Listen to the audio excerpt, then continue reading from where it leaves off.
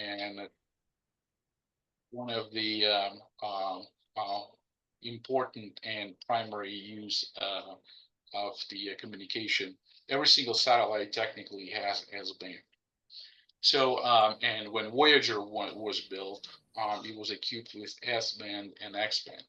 So the second band is an X-band, also second common band used for the space communication. It's 8 to 12 gigahertz, and it offers obviously higher data rates over the S-band. So that's why it's used, and mainly used for the downlink. So generally, uplink frequencies that we send a signal to the objects and spacecrafts, they're about 7 gigahertz, and the downlinks roughly about 8 gigahertz. That's just how standard approach for all spacecraft. And then also there's a K-band. I also had experience with the K-band because a K-band offers a very wide bandwidth, and you can transmit a lot of data, especially used for the pictures, real-time imaginaries, and at high data rates.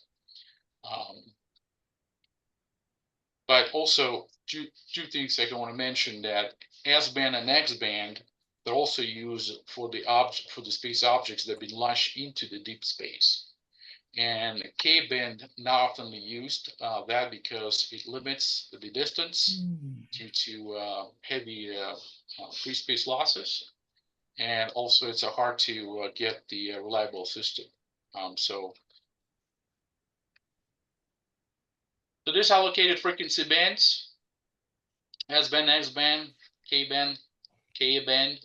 As you can see, that the S-band and X-band, it's what we can achieve to receive. Both bands are perfectly fit into our existing infrastructure and antenna. And obviously, this is would be our focus if we are going to go with the DSN network system. There are a lot of missions currently, so it's a lot of fun for us and for radio enthusiasts to track those. I know a lot of people, amateur radio astronomers, that use amateur approach, smaller antennas to track this, and they were successful. So it's a big chunk of the amateur radio as well, that nothing to do with the amateur radio, but amateur radio guys are really obsessed sometimes with the radio astronomy, and especially the deep space. So there was a group, then people immediately post all this news about the launching probes, and enthusiasts around the world are tracking that. As you can see, there's a map. Actually, this very good picture. There is a link. If you go that link, I'll bring you to the high resolution. You can go through. There's actually a lot of cool stuff will be launched in upcoming years, 2025 all the way to 2030. 2030. This is what the NASA posted so far, and it shows what current missions exist, where they are, and are they alive or not. So there are only 5 interstellar probes that we and NASA launched. So obviously Voyager 1, Voyager 2, Pioneer 10 and 11, and New Horizons. So those are officially called interstellar. They're in interstellar space. And Voyager 1 is only one, the farthest one so far that we people made and launched. And it's 15 billion miles away from us. So it's exciting to just understand how far these things are. So followed by Voyager 2, it's about close to 12. And then there's a Pioneer 10 and 11, a NASA launched mission, also around like 70s, not 70s, around 80s. But they are dead, so there's nothing we can track. I put them here just because they are flying. They're actually moving in the interstellar space, but they're not active. They're not alive. The New Horizon is the latest NASA project that been launched, and it's still flying and operational. So this is one of the probes that we're going to look into receiving as well. So here's like a picture, graphical representation where the probes are, Voyager 1, Voyager 2, Pioneer, and New Horizon. So they're all not flying in the same direction. They're flying in different directions and flying away from Earth at the very high speeds. So as you can see here, besides the probes, there are a lot of, let's say, junk flying as well. So like the third stage rocket boosters from Pioneer 10 and 11, as well as a Voyager 1 and 2, are also on escape trajectories from Earth. So they're basically following their payloads. So the payload flies first, and the boosters are just following them as well. So they are considered interstellar objects that we launched. So as I mentioned already, Voyager 1 is the only one, the furthest one-made object in the universe. And the cool part that it's still operating, so it's still transmitting. However, the last instrument was turned off by NASA end of the last year due to preservation of the electrical power. So they estimated that the 2025 estimated year by NASA where the battery should be dead. So we have to take that opportunity and try to receive while still alive. NASA doesn't know if it's gonna be more than 2025, and based on the engineering and technical data they have, it's estimated that 2025 would be the last year for the batteries. So few facts about Voyager 1. Voyager 1 is the second of the twin spacecraft. The way Voyager 2 actually was launched first, and then Voyager 1. But Voyager 1 accelerated faster than Voyager 2, and that's why he's flying first now. But he was the second as NASA launched primarily for the mission of Jupiter and Saturn. The images Voyager sent back have been used for many school books, and I remember that too. So it's one of the things that give generations of people understanding of our solar system. The spacecraft is also carrying a special record, the golden record, with all our voices and music, which is one of a kind. None of the other spacecrafts carrying that. The Voyager only one. NASA thought about this, so it's going to be flying away. So where is it now, Voyager? There is a good, cool website, theskylive.com, shows real-time positioning and all kind of data for the Voyager. So you can go on that website and look at yourself. So remember, it's moving super fast, 50,000 miles per second away from the Earth. So as you can see how those miles are flipping so fast. So every day we're adding more and more free space laws to that. So Voyager communication. Voyager has as I mentioned before, S-band and X-band. The S-band, this is the frequency what the NASA sends the signal uplink, and the downlink is the 8 gigahertz. There's coherent and non-coherent downlink frequencies, but majority of the telemetry coming on the 8420. This is the frequency of our interest. So we try to build the system. So downlink polarization. Polarization is the onboard equipment and antenna has dual feed. So it has left hand and the right hand. And they had switch in there, which was controllable. They could control from Earth to switch the polarization. And they have two TWTAs, the travel wave tube amplifiers, but also switchable. They can be tweeter 1 and tweeter 2 can be switched between right hand and left hand circle polarization. But back in '87, that system failed.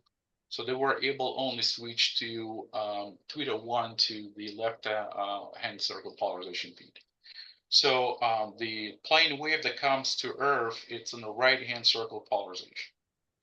The antenna radiates left hand by the time it hits the reflector and flies towards us. The polarization actually is right hand. So they have only one tweeter left. The second tweeter is not functional. Can we receive Voyager 1? Well, the numbers show yes, we can. And that's the exciting part of that. So it's not, it's a little bit beyond the signal noise ratio, but it's certainly doable with the FFT technologies and algorithms we have in our hands. It's certainly possible to detect. We're not going to be here, able to hear it. We're going to be able to see it, which is on the whole. So I ran some calculation. I'll go a little bit in detail on the next slides, but just to understand the free space loss is 318 dB. And now frequency based on that distance, which uses 25 billion kilometers.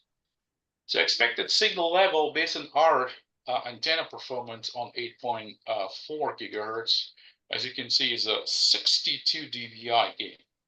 And that's based on a 70% efficiency. So if efficiency less than 70%, the number going to drop. But based on that, it's a 62 dB. It's a enormous gain that our dish can provide in that frequency. So the expected signal level at our feed going to be at minus 165 dB. So if you translate all of that into the receiver, based on the 10 hertz resolution bandwidth in roughly 0.8 dB noise figure of a preamplifier and an overall total 1 dB noise figure, it turns out that you about the minus 2 dB signal noise ratio, the 2 dB below the noise. Doable? Yeah, of course. When we're looking at the Venus, number was minus 24. And the similar number was for Dwingle guys. And they were able to see, to detect. So minus 2 isn't the problem at all. Well, once again, this is estimated. There could be some factors affecting it, but this is what, based on the numbers we're getting. And this is an example of the FFT. One of the radio astronomers, amateur radios, received and decoded the signal. You can see the diagonal, barely seen diagonal yellow line running from top to the bottom. That is the carrier from Voyager. So, and diagonal because it's a Doppler. Doppler was not compensated, so you can see Doppler shift. Alex, could you go to the previous slide for a second? This one? Yeah, I don't understand the feed beam width of 123 degrees. It's the feed itself. The feed like this. It's a beam width from the feed. It's basically determines it's a calculated value based on your FD ratio and the efficiency of the service. All right. That's not the main dish bandwidth. No. It's not a dish. The dish itself is, as you can see, 0.117 degrees. That's the antenna beam width of a dish. Oh, yeah, that's right. I see it. Yeah, well, I used a lot of data this time. I calculated precisely. In order to do that, you need to understand the beam width of your feed. That's why you have a scalar ring and designed and mathematically based on the FD ratio and everything built correctly. The 123 degrees is exactly what the focal point in a feed will produce in order to expose entire surface of a dish. Yeah, okay, thanks. The feed has to see the main dish. Correct. Yeah, we don't need to be over, we don't need to be smaller, we're gonna lose the gain, and we're gonna pick up some ground noise, so the beam width should be 123. Once again, this is calculated number. I use the formula, so it's a calculated number. So when I design the scalar ring, I use this number in order to properly make the scalar ring. Well, Alex, if you illuminate the whole dish, Yeah. I mean, don't you got a lot of spillover, don't you? I mean, you're going to end up with a lot of additional ground noise or background noise. But that's why I said the 123 degrees, it's exactly what you're supposed to have. If you have 120 or 130, you're gonna have extra 2 degrees on each side, which you're gonna have it as a spillover. That's, that's the ideal number, Bill. Exactly. Yeah, I got that. But if you go narrower than that, you'll have less noise, but you'll have less gain because you're not using the whole, Right, you'll whole lose, dish. and most of your gain is at the outer edge of your dish. Exactly. So once again, what you have, it's FD ratio, frequency, efficiency, and you plug in the formula, and those numbers are given to you. Now, what's practically going on? It's you apply the factor to that. So in order to verify, you have to test pointing antenna to known sources, cosmic, noise generators, and then verify performance of your antenna. That will tell you, do I measuring, do I getting all this gain or not? So once again, this is practically. This time we have a time to experiment. So that's why I want to make sure I built 2 feeds to see how close they can be. I tested both. They are excellent. Right on spot, over 40 dB reflected loss. Didn't expect that. And one of the feed has both polarizations. So I have left hand and the right hand built in. The other one has on the left hand. That's what we need to receive signal from Voyager. Hmm. So on this chart here, I just graphically showing the whole chain. We call this link budget calculation. So we have technical data for our antenna based on 8.4 gigahertz. Then we have our object, which is the Voyager, and his technical data. The output power is 22.4 dB. I'm sorry, watts, which is the number that I got from press release from NASA and also from white paper from NASA. I had to do a lot of research to find all those numbers. They are not just simply available, but you have to verify all of that. Thanks to GPL database, they have a lot of scientific papers. Is that 22.4 watts? Is that after degradation of the power system? Yeah, this is actual power right now. Yes. Okay. This is getting right now. Okay. And the antenna gain is 48 dBi. The antenna size is 3.7 meters, by the way. It's the biggest so far of any other probes that they exist. So pretty big antenna. And estimated ERP is about 91.5 dBm. So those are numbers I use to get the number below, which is called signal at the feed, which is estimated after all this free space loss, which is close to 320 dB. And then turns out, based on your receiver, bandwidth, noise figure, and all that, once again, is also what I use, what currently available in the market. If you have a better noise figure, LNA 0.1, 0.2 dB, obviously the signal noise ratio number will be smaller. But as is what we have with the 10 hertz resolution bandwidth, it's a negative 1.9, which is -2. But if you're able to do 1 hertz resolution bandwidth, which is FFT-SDR allowed to that, your number is going to be positive. You're going to be about 3 dB over plus over 0, which is exciting. So we have a room in there. Then I also did similar calculations for the other two probes that we also capable to receive, because Voyager is only the farthest one. It's the weakest one, but it doesn't mean if you're not going to receive, life is over. We have two other probes, relatively stronger signal. As you can see, the New Horizons is the one. I forgot to put the name on it. The first one is a Voyager. The second in the middle, it's the New Horizons, and the third one is called Juno.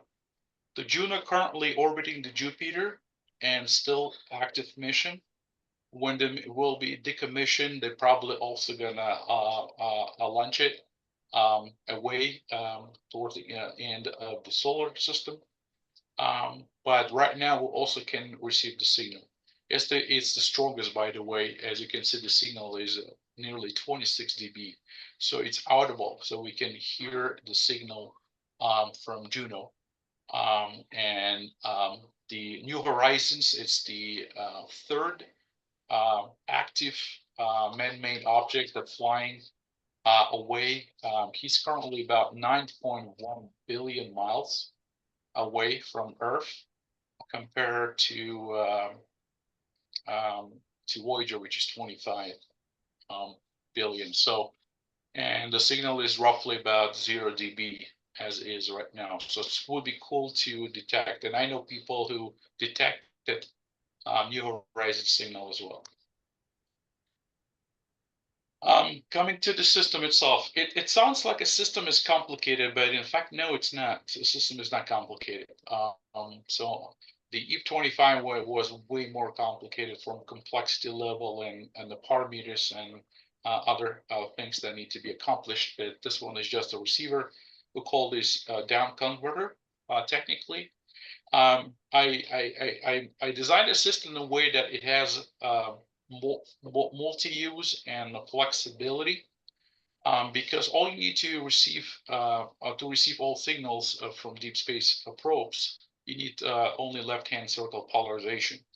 But it's always good to have the switchable left and right hand.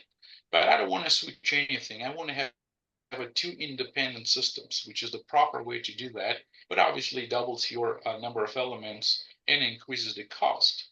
But I do have all of these elements available, and that's not a problem, because the system will have very, I'd say,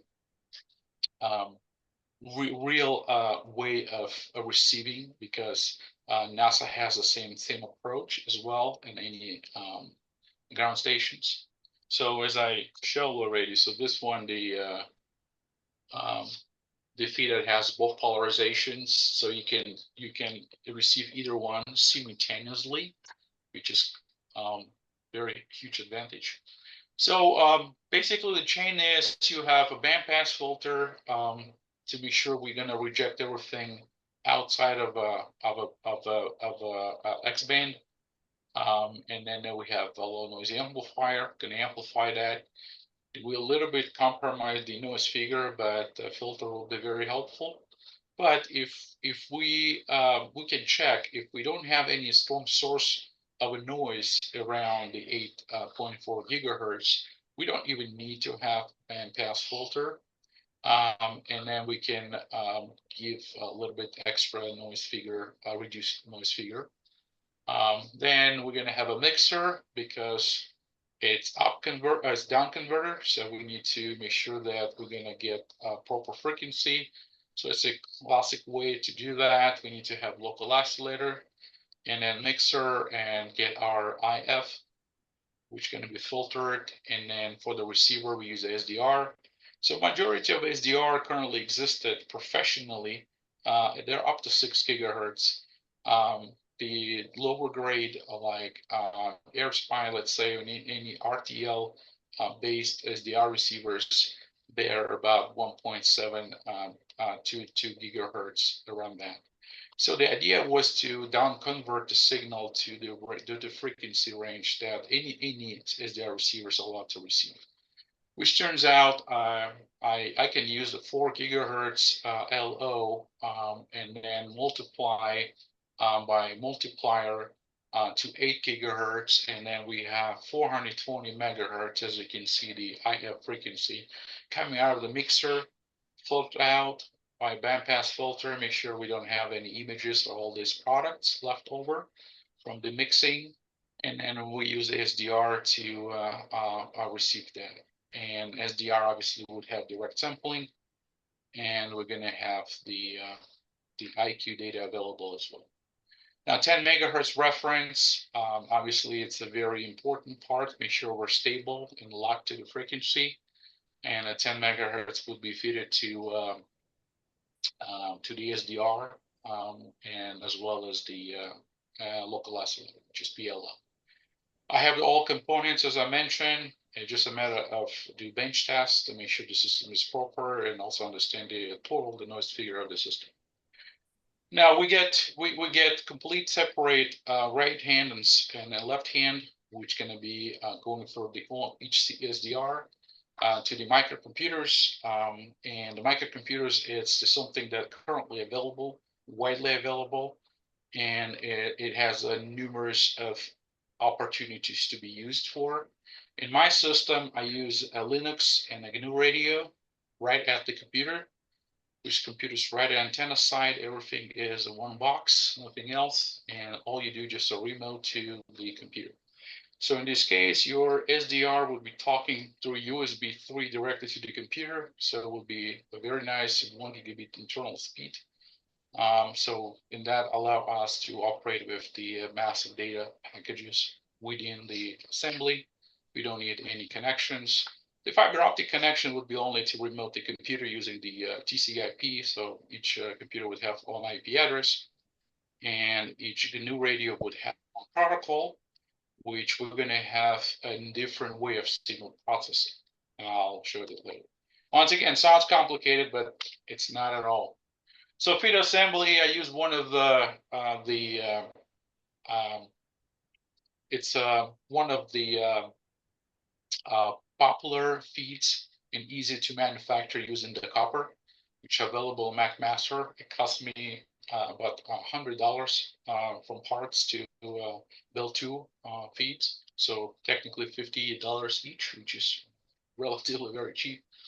And added some couple features, such like I can tune it. So as you can see, added the screw on the back and a plate inside, so it's actually I can tune and get very nice reflective loss and as well as impedance and SWR. Currently for these 2 feeds, I assembled the SWR roughly about 1.02, reflective loss roughly about 40 dB, which is great for that. And isolation between both, it's greater than 30 dB, so which is perfect. So I'm very satisfied with the feeds, perform very well. They all need to be tested in real life. This is one of the prototypes filter. I built this filter using the copper tube. It's about 10 millimeters. All I found is a European from one of the radio amateur astronomers from Portugal. He posted this article, so I built it. It did not work first, and I had to a little bit slightly modify it to make it work. And it's the simple waveguide type of filter. The insertion loss is roughly about 2 dB. That's the best you can get.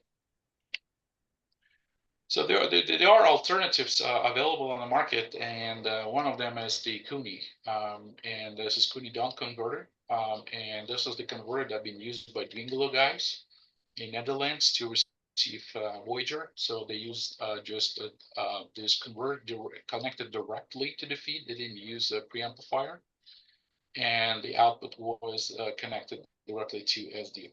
So, but as you can see, it cost $625, but without the VAT, it's about $525, which is nears around $700 shipped to United States, and because we need 2 of them, so it just multiplied by 2 is over $1,000.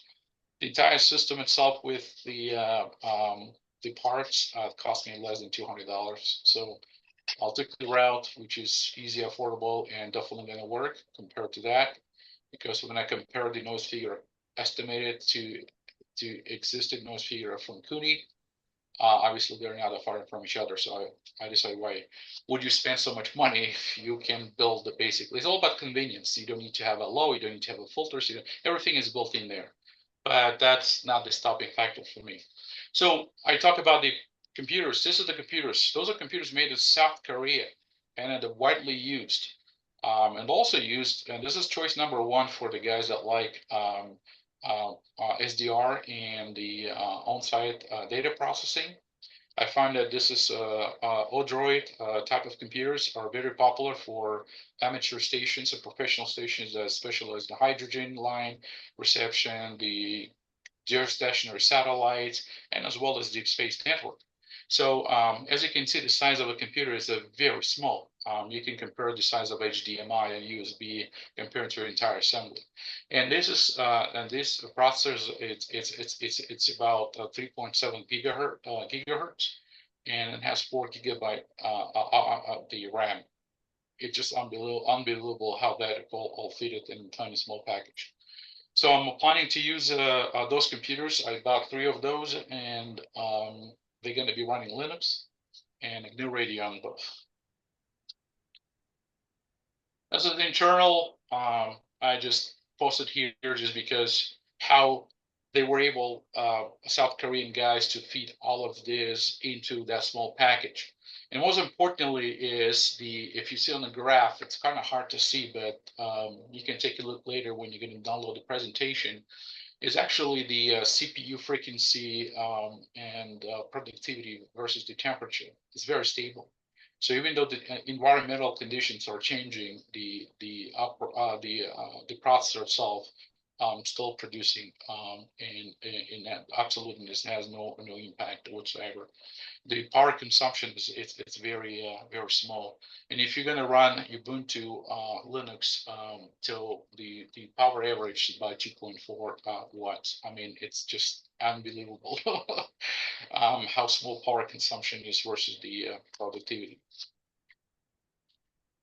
So this is a block diagram, basically how the system is, in my vision, will be used. And once again, as all in one box. So we don't need to have boxes, cables, and all that. I'm trying to stay away from that. I want to make sure that everything is easy to install, easy to remove. That's it, done with one person. So basically everything assembled in one box, and the RF portion internally would have one environmental protection box, which is, let's say, like a Pelican case or something like that. Internally, you're going to have everything in metal enclosures. Each sub module going to be individually shielded and assembled on the sub chassis. Everything going to be placed in a plastic box with the ventilation, all of that, and only going to have 2 connectors. One is the AC power line, which is going to be fitted, and internally it's going to be 12 volts step down to 5 volts. That's what you need for the computers, and fiber optic output. That's it. 2 connections installed directly to feed by one person, and removed as well.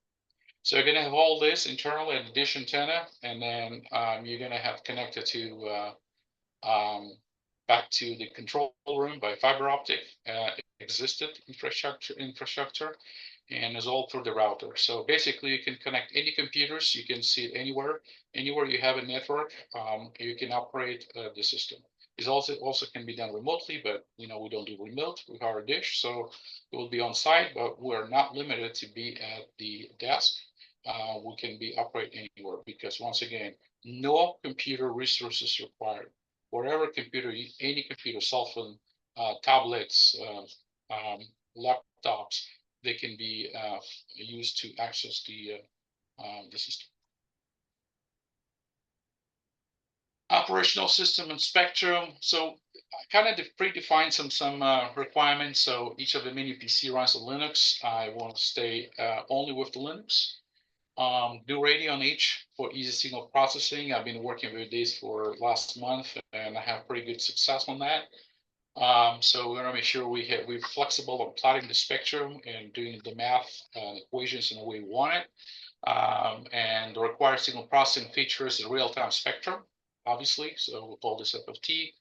And we also have the right hand and left hand serial polarized receivers so we can receive individually, and then we can do WAF to plot both signals in same time. Averaging a maximum hold, which is a very cool feature, and I'll talk about and demonstrate that later. Signal stack-up function, the mathematical calculation. One of the things that Dwingler guys did when they received the signal from Venus. Remote control data monitoring.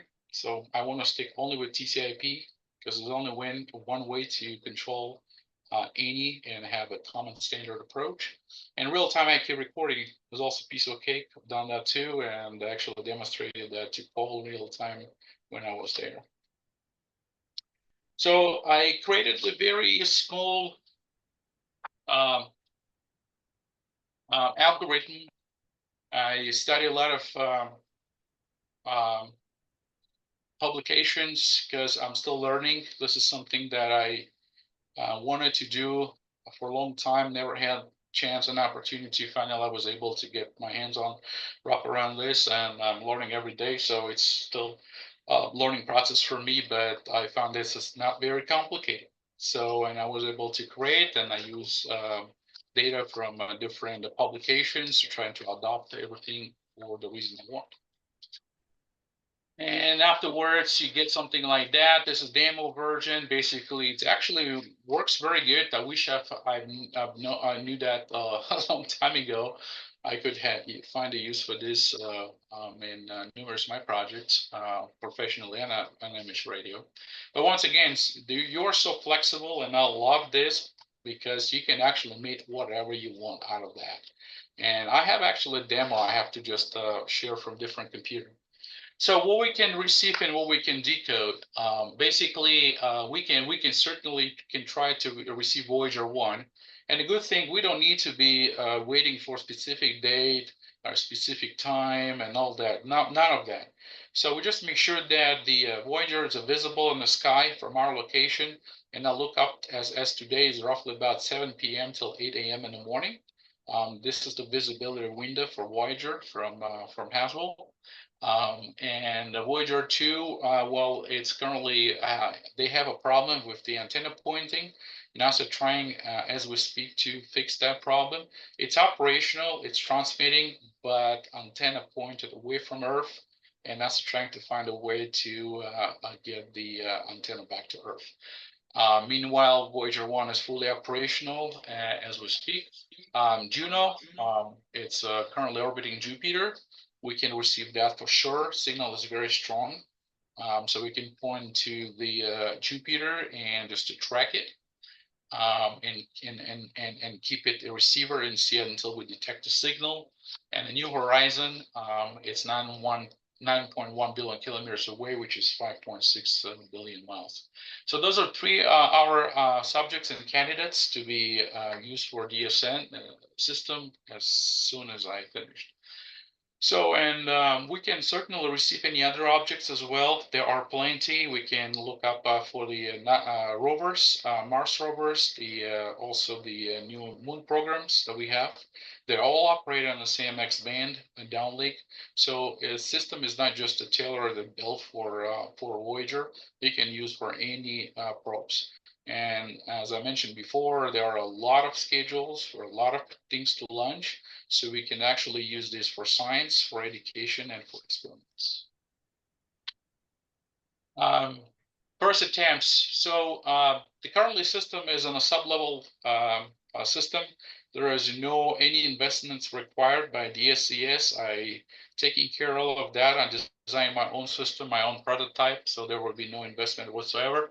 And it's currently in development stuff. So I do have antennas built. I have a filter built. I have other parts arrived. I just need to start sub-assembly.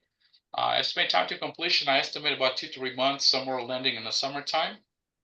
And after assembly 10's best, we'll try to do some actual field tests on antenna. First, we can measure the noise from the objects, sky objects that fall into the X-band. So I think this is the receiving signal from deep space. It's also science, and this is characterized as experimental education effort. I think it's also cool to show people and the students the capability of deep space. And I think Deep Space Exploration Society having capability of doing deep space network and receiving the signals from the farthest part of objects flying, I think is directly correlated to each other. All right, so I'm gonna get ready for demo, and meantime, if there was any questions, go for. So Alex, yeah, this is very interesting. I do have a question about the phase center. One time Ray and I were up in the dish. We tried to measure the phase center to know exactly, where the focal point is.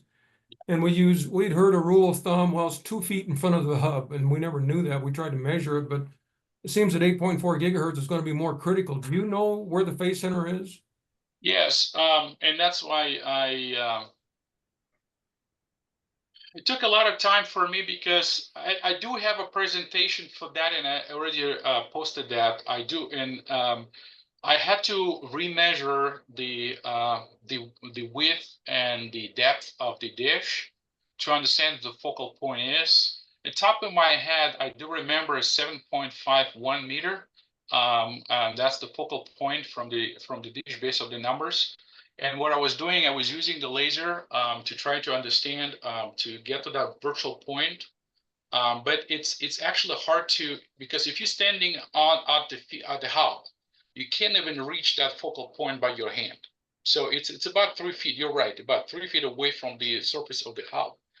But once again, this could be shifted. I had no time to create a technical report about EVE-25. I think everyone is kind of eager to understand what the hell happened with EVE-25. And I was super busy to doing, and I've got new promotion, new position, and there's a lot of work for me as a scientist. So, but to make a story short, there are some hidden side effects of using high power dish. I only can suspect, but it's a brain storming part for me. I don't quite understand the physics behind it, but I suspect that our surface of a dish is not quite perfect, and is only affected, we see it when we have a high power reflection. Because whatever reason, we're getting isolation compromised, and that only happens when we have reflected power coming back to the focal point. Or we're not in a focal point, we're away, so we're getting all the sides. There are a lot of things, or the surface or something, but once again, it's hard to understand what's the actual beam width of the feed. We don't have simulation tools. So it's still ongoing part to understand what's going on. But when we get to 8.4, where all these distances are critical, I think we have to go back to and remeasure. Meantime, I'm going to consult with some NASA folks that I know about why we getting 60 dB jump from the isolation, why we're getting so much reflected power back to the feed. Where I'm missing something. Probably. Alex, I don't know. I think it's more of an isolation problem than it is a reflected problem. The dish surface really hasn't been modified in any way since it was built. And we've never really measured the parabolic, but as you just look at it, you can tell it is not distorted. And so I don't think I think it's more of a crosstalk problem within the feed antenna itself. Yeah, it's one of the things that you can't just reject possibility, right? The possibility is still always there, right? Because when you just receive, you're never going to see is your tool is 70% efficient or 80% efficient, how your relative beam width for your feed of 1420 right now compared to the dish mirror. We don't know that. All you see, you can receive the signal, but doesn't mean this is the signal what you're supposed to receive, right? Yeah. So there's no reference. We have to have a reference. The last time when I ran the solar noise, I was not impressed because we were 10, 14 dB below what we're supposed to receive. Were the numbers losing? I don't understand. We never had thorough verification. When I tried to receive signal from Sagittarius constellation, I also were down on numbers. So every time we're trying to receive something, the numbers are lower than expected and calculated based on Well, our. and that could definitely be phase center related. There are something, and I tried to readjust. I tried to move the scalar ring, but me running back and forth, it's a lot of work, and you lose a lot of time. So it needs to be, and that's why I asked Ray at some point. We got to make something that controllable, not adjustable. You send Yeah. it, you have an actuator, and you can adjust back and forth, and also rotate at 90 degrees. And then you whatever you're going to put there, whatever feed, you can always get the focal, right? It Yeah. never was that. So one of the things what we can do, we got to make some platform like that, right? And that's going to be helpful for any projects and do also for optimization. But once again, coming back to EF25, when everything tested on the bench separately, the isolation is greater than 100 dB, which is as calculated. I've done this trillion times and never had a problem. But when you start transmitting power above 500 watts, I'm getting enormous amount of power coming back to the feed, not talking through the internally, to the feedback. Because I had the whole computer set up, and that's what, once again, I never said that to anyone. I was going to write down this. I set up whole laptop there with the sensor and was doing real-time measurements while I was radiating on different power levels. Yep. And at some point, when you reach a certain power, the number just jumps. And this is just pure connector. There is no relay isolation. There is nothing. Forget about that. I'm just getting like a 44 dB amp, which is 10 watts, more than 10 watts, like 20 watts power right off the receive port, which you should have a lot more isolation. And And that's what was the damage in the LNA, right? yeah, and then I take a VNA right at the feed, and I measure isolation between two ports. The isolation is greater than 40 dB. So if you put like some amount of power, you never should get nearly close to the amount of power you get. So Yeah. it was mind blowing for me to understand what I'm missing, and that's why what it costs to E25 system to fail.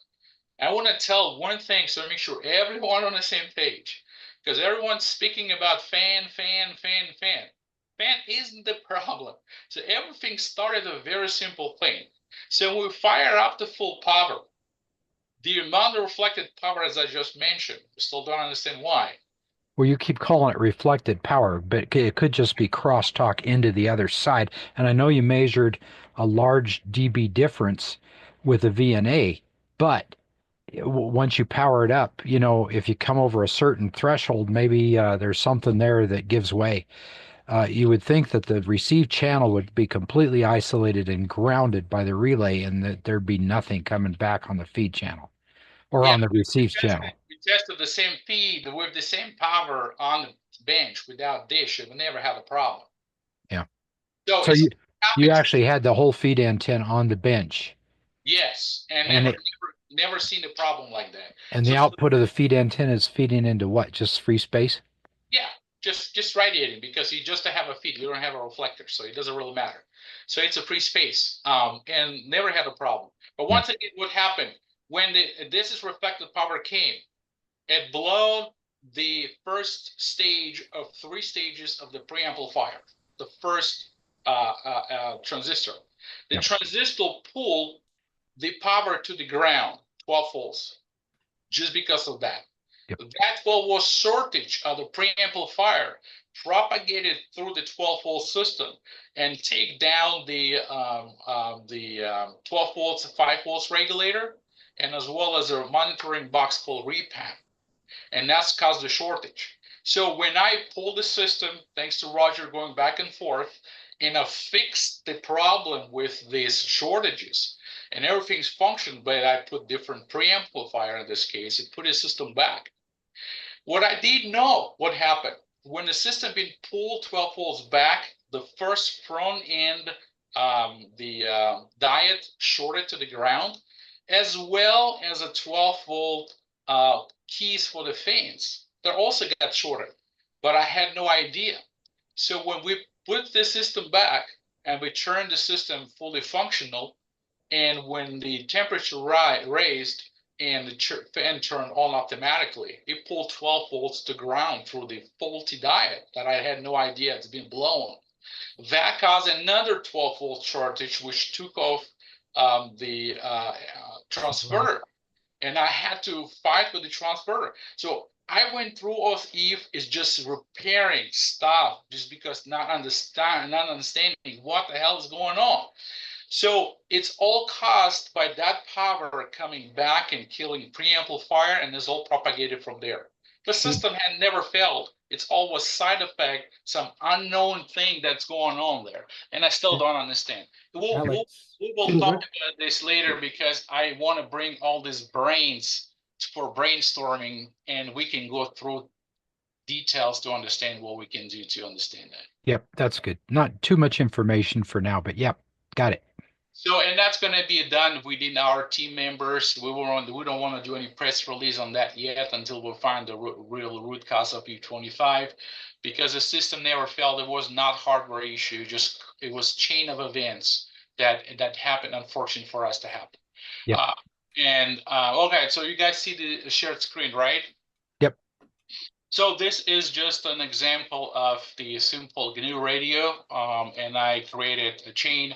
I've been working currently to get, this is, I talked already before, this is equivalent of B210, but the fraction price, and I was impressed how it actually works.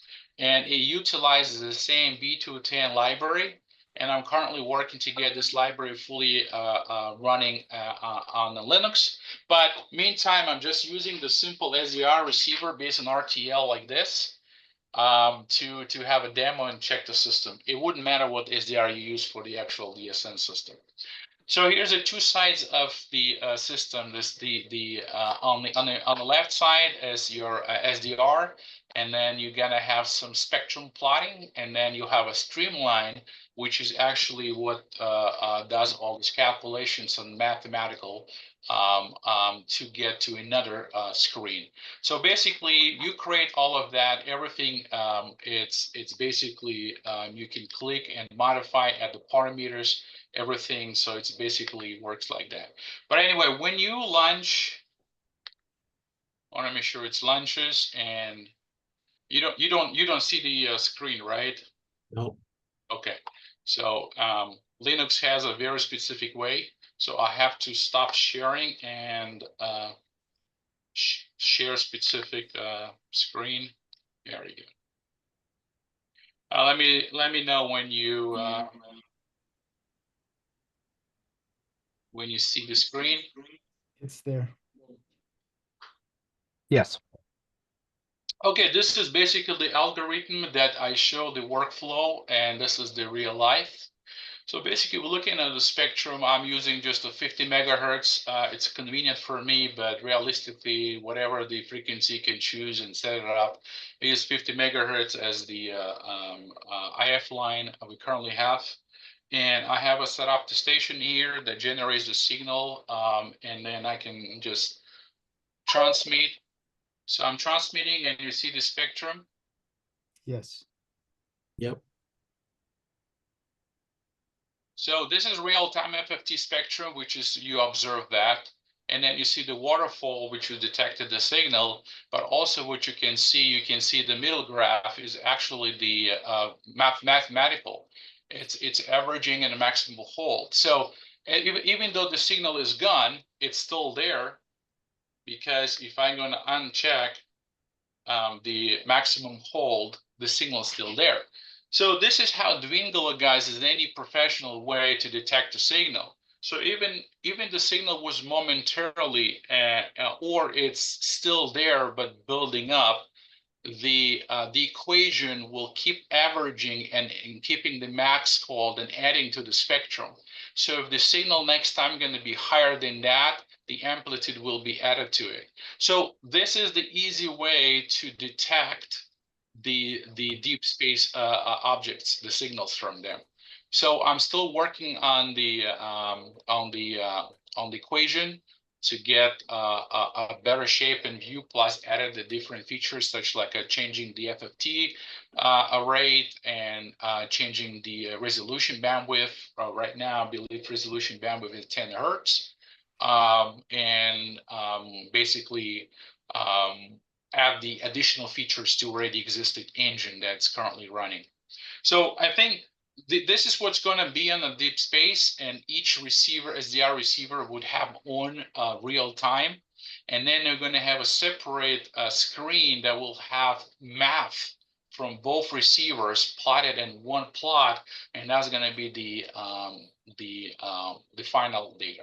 Meantime is all streams. So if I would be connected now through remotely through an IP address, I would see exactly the same data on my screen and without running any resources off my system, because everything running on the computer directly. So, and we don't also care about the Doppler shift because we're looking at the very wide.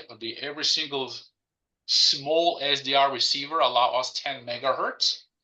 But if you go with a professional, we can increase that higher, obviously. But we're talking about detecting signal with the resolution bandwidth 1 hertz. So we don't really need that wide spectrum at all. We are focused on the noise figure overall of the system. But I was going to ask Dan for example, for pulsars, using the similar, but what is the actual bandwidth for the pulsars? Is that 10, 15, 20 megahertz? Is also achievable here. So you can connect the same SDR receiver. You can detect any objects whatsoever. The post-processing takes a pretty short time. As you can see, that signal come up within a few seconds, but because it was very strong, obviously was also. But once again, you can always tailor the equations to get any signals you want. So I turn the signal off right now. Yeah, I use the same GNU radio charts to find RFI. So I'll turn it on and I'll look for RFI at our frequency and to try and find clean bands. And I'll take as much as I can. I've used up to 50 megahertz. So I'll use the B210 at 50 megahertz if I can. If there's too much RFI, then I'll cut it down to 40 or something like that. But I always try to use 30 or 40. Yeah. Okay. So using simple down converted system and going back. So my next step going to be getting this Chinese version of B210 and trying to squeeze all performance, because that's the same candidate I want to use for EME later on. So I just want to make sure that it's all gets properly work. But I don't know what's the bandwidth needed for pulsars to receive As much as possible. So on our last Zoom meeting, Lewis presented. So he has the ANT SDR. It's not the B210 clone, but it's similar. And he's been doing quite a few studies, and he's shown that 25 megahertz is the maximum you can get on gigabit Ethernet. And so for hydrogen or spectral objects, I think the fiber is going to be fine. But for if I'm doing a pulsar at 30 or 40 megahertz of bandwidth, then I will still want to use the coax. Yeah. Well, I don't have the problem because we're not streaming anything. That's gonna go away, because even though I have this that connected to the Ethernet, well, I'm not using it all. So I'm using USB 3 connection to the computer directly, while the computer processing and all these enormous speeds going back and forth between the radio and the computer. What I'm doing, I'm remoting to the same computer, like Paul running his 6-meter station from home. Everything on site, right? You just remoting computer. The computer itself is processing. So everything running on my laptop, Linux, GNU Radio, SDR in real time. And I connect to my computer using my cell phone and do exactly what I'm doing right now. So I'm not streaming data. So this is the better way than I thought initially, where you have SDR sending the data over the fiber to you, and you actually on your computer processing it. No, I'm not doing it at all. So neither EME, neither this. This is an example I want to go with. and I'm doing this only for deep space. But if you find that this is useful as well, the same approach for any way in the science, it's definitely can be accomplished. Because nowadays we have a powerful computers in a very small package. Linux is amazing. It doesn't really use all these resources that Windows needs to provide the same operation spin and all that. And I've been so far very happy with the Linux size running, and I'm using a very portable laptop right now, and every day I'm trying to do and get understanding, because That, I'm not that proficient is, in Linux, that, but that is, I that love it. is, that SDR, Dan, is a B200. It's only got one it's only got one channel. One channel. Yeah, it's a B200 clone, it turns out. 'Cause Okay. I've got one. I got one, and I kind of rushed into it, and I wasn't very careful when I looked. But there's, I don't think there's a B210 clone with the internet cable connection. The one that you're talking about, Dan, it's a 200. It's got the same characteristics as one channel on the B210. I think there's two suppliers. One that Lewis used is Ant SDR, and then the one that Alex is using is Ham Geek. And I think Ham Geek has the B210 clone with Ethernet. It may have the 210, yeah. The Yes. Ant is Yes. a 200. I just today started getting the library installed, and I'm using Atos B210 library, which is also HamGig operates. So it's a pure clone. So it uses the same library, uses the same algorithms, the speed appears Yeah. to be the same. So I just very interested to give a try. So if this is gonna work, I don't need two receivers then, because it has a two receivers already built in. So instead of using two separate like AirSpice, let's say, I can use only one, and this is $200. I mean, come on, that's cheaper actually than buy two AirSpice. AirSpice costs you roughly about close to $300 now with all these tariffs, but this one is a 200 something dollars. So as soon as I polish this, the GNU radio stuff, because I want to add the demodulators.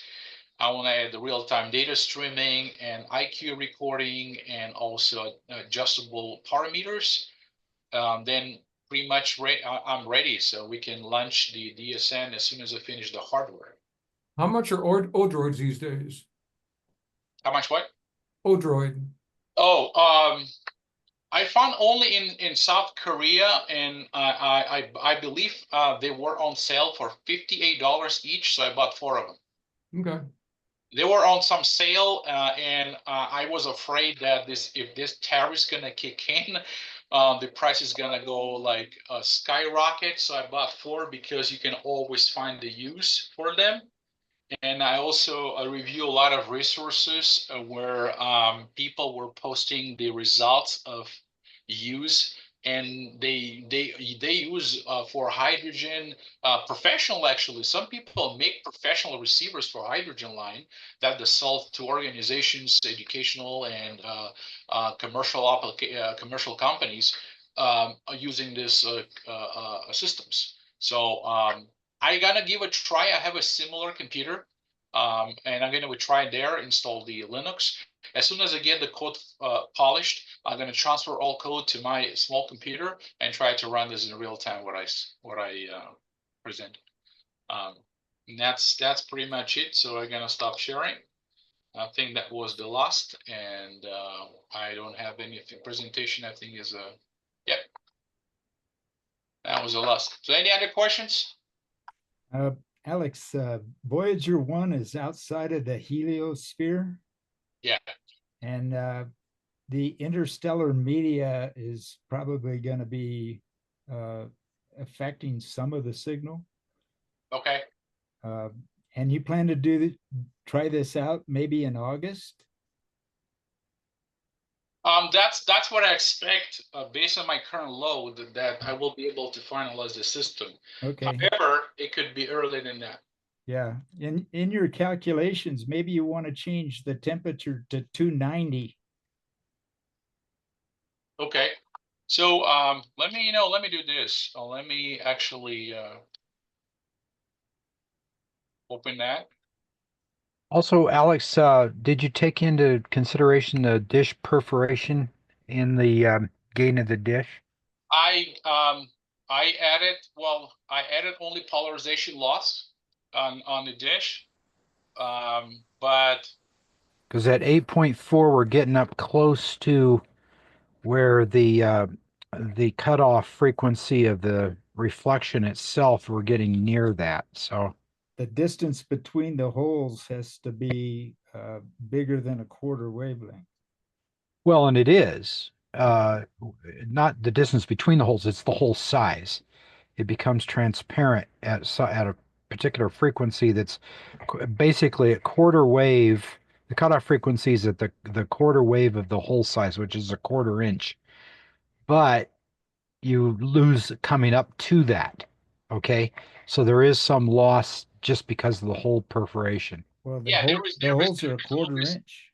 there is Yes. always loss, because I compare. I use a VK3UM as well calculator, because it has a lot more detail on the material itself. That's why I want to measure the distance between center of each hole and the diameter of the hole. That affects efficiency. So I took actually a very conservative number of 70, because VK3UM actually show better efficiency with our existing surface. Aluminum, mesh, holes, diameter, distances, everything was accounted. But once again, there would be some tolerances always exist, right? So that's why I'm not too much terribly worried. I'm only want to focus on the parameters that significantly affecting the. So this is the very simple I created. It was couple minutes deal. So I took the Voyager existed data. Once again, I don't know if this data realistic. This is the data was posted by NASA as today appears to be the real data presenting the Voyager. And then also I use the current distance because it's flying away as we speak. Right. So it's changing, but free space loss doesn't change a lot. It changes just tens of dBs. Then the propagation loss also, that's also accounted, recommended by NASA to account the formulas, about roughly 0.5 dB. Again, that is a NASA recommended to use for space probe. Free space path, well, simple, turns out 318 dB, blah, blah, blah, the number. And then you can translate to the signal on the Earth. It's about minus 2227 dBm.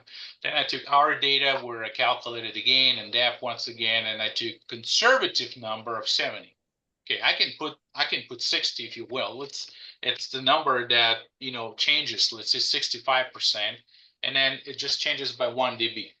Once Yeah. again, it's not a significant change. If we have uncertainties on the surface or something and inefficiencies, it's not going to affect much, because the VKE3UM show almost to 78%, which I didn't want to use for reason, but 70% is kind of relatively standard for this aluminum type of dish.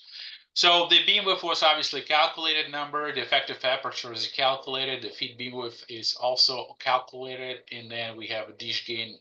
All those, FD ratio I used from the previous measurements. FD ratio is also affected by the width and the depth. And the focal point, here we go, focal point, Danny was asking 7.66 meters. I gotta use meters because of equation. But it's roughly about the same number as Ray initially told me. And I use this number for EVE25 when I position the laser at the scalar ring to get that number right at the center of the dish, and it was pretty much close. So it's based on the diameter dish and the depth of the dish. And then you take this number, single out the feed based on the R antenna performance. It turns out about 165.30, which is only affected by basically gain in this case. Everything else gain affected by other parameters. And Now it all comes to receiver. Okay, how your receiver is sensitive, right? And then you're starting adding the noise figure and the bandwidth, which is two. And I said to temperature. You said you're gonna use 290 Kelvin. So Yeah, it's gonna be hot in August. yeah, that's true. So once again, it's a variable, so we can always change it, and it's went up to a little bit less than a 1 dB from the initial. So this is for Voyager. So we have to be careful, Voyager. My approach for Voyager would be pointing antenna and the scanning and keeping. So we're make sure we're constantly receiving it, and all the signals that's going to be appearing is going to be building up and adding and adding and adding. And I also want to drop the resolution bandwidth to 1 gigahertz if it's possible, if you're going to have that stability. So that will help us to detect. I'm not necessarily we're going to see on the waterfall, but certainly we can detect some peak, and that would be the desired way. But we can start practicing with New Horizon and as well as Juno, because Juno, it's not that far, it's very strong. It sees it has 25 watts into the 2.5 meter dish, and this is pointed towards Earth as well. So the signal on the Earth is pretty hot. It's negative 137 on our dish, so we can even receive the signal without preamplifier at all. We should be able to use that as our standard reference. Yes, and that's 7. Where's that? It's a 777 million kilometers away, way further than Venus. Way. So if we're able to receive that, well, 25 watts, you got to understand that's also a hell of a power. It's a 45 dBi, so they're getting 89 dBm, the ERP. So, but yes, I would suggest to use Juno as our first object to receive. Try to understand how the system performance is. We might need to tweak the antenna, because you can see this is the finished feed antenna. This is complete. This is the size of it. This is the wavelength. This the middle part is called polarizer. A polarizer is actually creates the polarization. You kind of see inside it has a flat edges in there, and then you have an E-probe itself. So this feed has both left and right hand, so which is the desired way, and also has a scalar ring. Scalar ring is adjustable. So based on our Fox FD ratio, we can always adjust that. The whole assembly is also going to be sliding back and forth. So the size of the entire system is roughly about 14 by 10 by about 6 inch. So everything going to be inside. Feet going to be sticking out, just this portion. Everything going to be enclosed and mounted right at the feet. Alex, I'm just curious, why is the antenna, that feed antenna, so deep? What's the depth do for you? What do you mean the? Hold it up again. Yeah, the depth. I mean, the tube length is significant. Yeah. Well, it's multiply wavelengths. You can actually make it short. You're right. You gotta be at least, I believe, 2 wavelengths or something like that. But because the polarizer used there, so they want to the polarizer defines the circle polarization out of the linear. So you gotta get left hand and the right hand, depends which you're gonna put the probe. But I found that any calculations and any publication to show the same length. But for me, based on my knowledge, you don't really care as long as the 2 wavelengths. And then 8 gigahertz, we're talking about like a very relatively small wavelength. That's about 3 centimeters, so a little bit more than that. So realistically, this size, that's the minimum required to do the feed. And I saw some people made the short feeds, but without polarizer. It's just a linear polarization. Yeah, because the commercial feeds we see in those frequency bands aren't that deep, but they have more choke rings, or more like the chaparral choke rings on them. Correct. By the way, one of the things we got to do here is make sure that we schedule this around the other stuff we're doing with science, like the stuff that Dan wants to do. How are we going to fit this all in? Well, first the system is not ready, so I cannot Yeah. speak. Well, that's right. Right. It's not like it tomorrow. I mean, Dan has a whole year to do that, and I would probably need my timeline would be the system is fully functional because I gotta currently gonna work on the LO, make sure the LO is nice, doesn't have a big phase noise and all that. Things that are gonna compromise its cell system. I also found the TRW down converter that built in 80, and I found in my stash, and it is actually an 8 GHz. So I do have an alternative for myself. I do have a existed TRW down converter to use for some space downlink in back Mm, in 8. mm, So I'm gonna test that one as well. So I just need to okay. functional, and then I can measure at my antenna as well. Yeah, the other comment I had was one of the things that would really be useful to us if you got some NASA buddies that know how have a modeling program for these dishes to determine things like, how much illumination. I think the big variables here are how much do we lose to the perforation, how much do we lose to over illumination or under illumination. Yeah, we all understand the under illumination issue based on the size of the illumination area of the dish. But what if we over illuminate? What's that do to the signal noise ratio? So, what would really be great is we had some kind of a modeling program of the dish itself, other than just we're basically flying by the seat of our pants and what's really happening there when you illuminate these dishes with these small antennas and these small feed horns. So anyway, if we had something that would actually do like a finite element modeling of the field coming into these things, that would be useful. So I don't know, something to ask about. That's obviously it's huge benefit it would have that. So I already talked to people. They have some simulation software, but they refuse to do any job for us. They refuse to even share it because generally this software is very expensive. The particular software that type of simulation, it costs close to a $250,000. So they don't want to give it to you just because they cost a fortune for them. The only one guy that I know it's Kilo Bravo 2 Sierra Alpha. It's Bill. He's a very talented engineer in California. So he had temporary access to the software when he calculated and modeled all his feed on his antenna. This is how he come up his very efficient antenna. He has only 1.9 meter dish size, but he competing with the dishes of 4 meter size because he fully optimized his dish based on the simulation, because simulations show you the modeling, the propagation of the wave, the reflection, the concentration of the currents, and everything, which you're never going to estimate. But unfortunately, they also refuse to share that because he got from someone, and that someone does not want to share it. So I still don't give up because it would be great to understand, but I still gonna just bring this issue up with people I know, the circle that capable, and am I going to provide some answers? But right off the shelf, there is no simulation software going to help us. But there is a lot of white paper.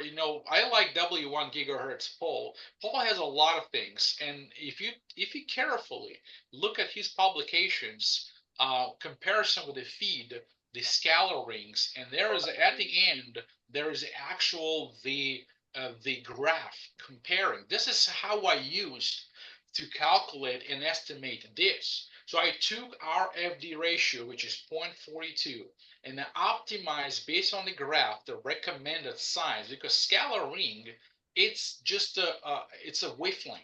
So you gotta need to find a ratio. So let's say 0.15, 0.4, and 0.38 numbers of the wavelength. And then you come up with these numbers. And this is how you build using caliper precise to see. So if everything properly built, that means should be within the expected size of a dish without spillover. But once again, it's hard to prove it, right? What we can be doing is actually point the dish at the noisy source, and then point the dish and at the quietest, which is one of the dark areas on the sky. That would be the quietest area. I don't think that this particular test was done before.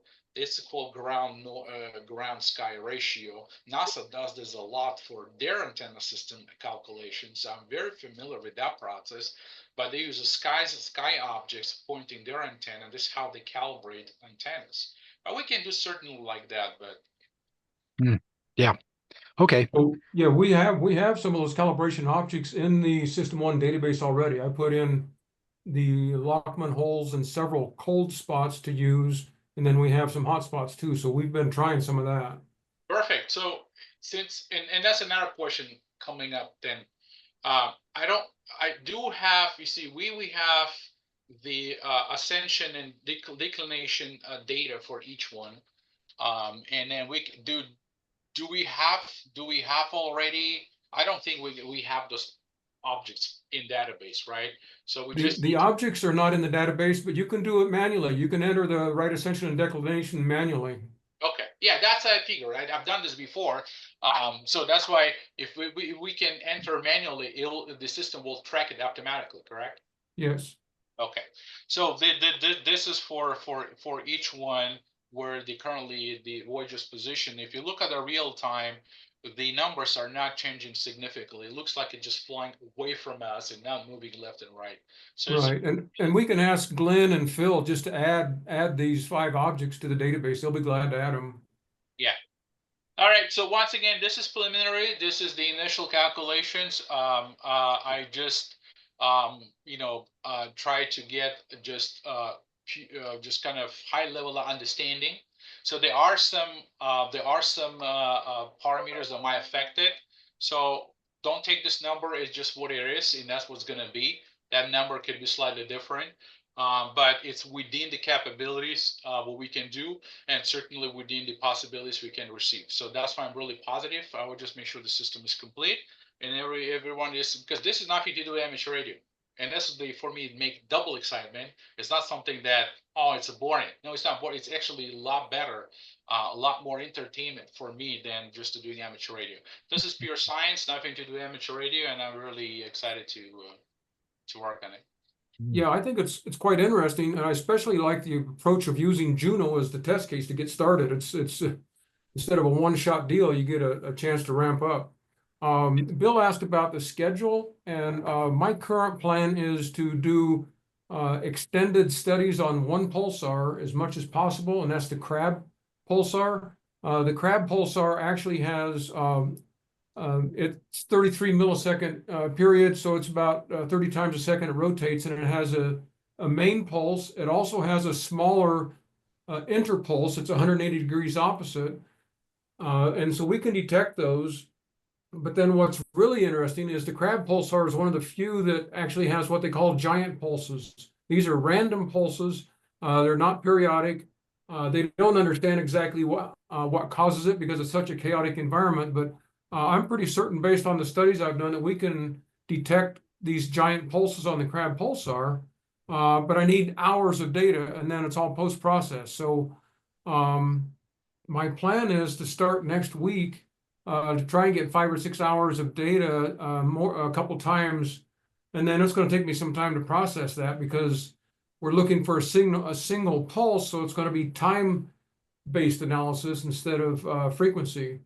The problem with the Crab is right now the Crab is chasing the sun, and so the Crab pulsar during June is going to be within about 3 degrees of the sun. So during much of June, I won't be able to do the Crab pulsar, but I will be able to do it the last 2 weeks of May, and then I could resume again in July. But if Alex wants to try Juno and try this 8.4 gigahertz in August or something like that, that's not a problem for me. Okay. Yeah, we ought to start putting together a like a yearly schedule and try to fit things in. It seems like that would be prudent. I think Bill was working on a calendar that we would be able to have access to. Yep. That will be available off the web. Yep. Good. Well, listen, guys, thank you very much for everything. We really used up a lot of time, but it was excellent presentation. by Alex, and I appreciated everything you did there, Alex. It's pretty exciting stuff, actually, and I think it's going to be. I think a lot of people will be interested to follow how we're doing in this. So, it's, Incidentally, if anybody wants, I don't know if you can see that, the Deep Space Network is available on your phone, so you can see what they're talking to, what NASA's talking to. Shows all their dishes, all the different observatories around the three sides of the planet. And when I first pulled this up, it had Voyager listed as one of the things they were tracking at the moment.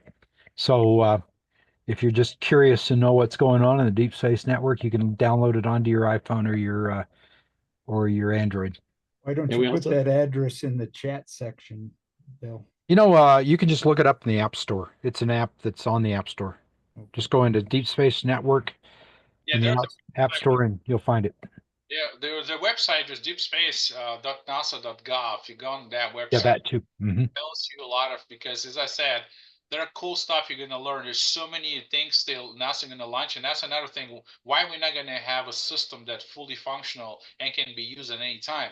Maybe tomorrow they're gonna launch some excited project, and they're gonna ask some amateurs and some other organization to help them to track it to get some data. So why not to have it, right? Because it's not something one time and day opportunity. It's actually gonna stay with the deep space for years. And that's a very good for educational purposes, because there are so many objects you can do anytime as long as you see them, point antenna and show kids. There we go, guys. This one is flying 1 billion miles away. We're getting real-time data. So, and I think I found this is super cool, and that's why I decided to build something. And it's Yeah. in our name. Yeah. it's in our name, almost. Well, It's plus it's DSN. deep space. I love those two words, deep space and meaning. Yeah, we're right in there. Thank you very much, Floyd, for that. Well, sounds pretty good, guys. Now take a look at and you're gonna post this presentation, Alex, somewhere? Yeah, I can email it or put on a Dropbox, and then and Put then it on the group IO. yeah, Bill then posted. I think it's a good white paper material for anyone, because I tried to put like all pieces together so just understand what the deep space is. My design is not unique; it's just based on a very standard approach of doing down converter, but it is what it is. I will share that as Thank well you. as the calculation and budget link Yeah, equation. everybody should look at the chat as well and link the haystack observatory pictures that Rick posted out there, Yep. That's another thing we should put on the group IO. Yeah, which is really cool. Yeah. dynamite. Okay, guys.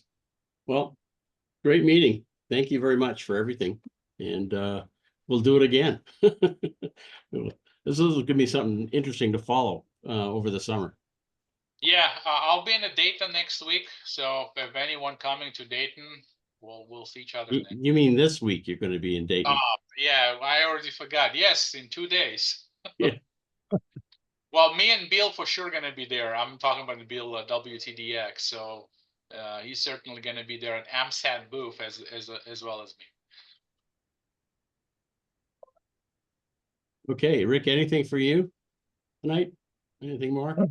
Oh, I'm sort of overwhelmed trying to catch up after being on travel for a week.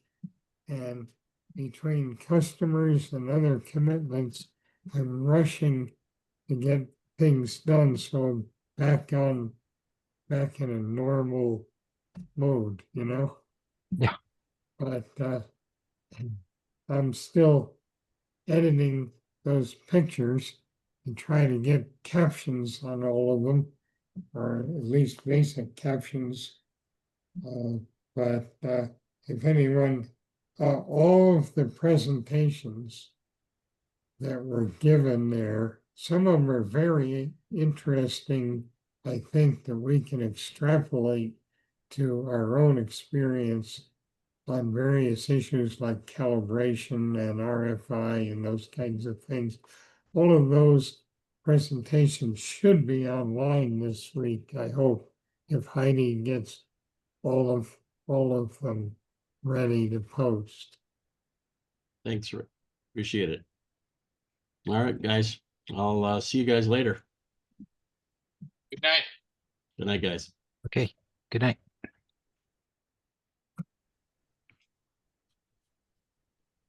Good night.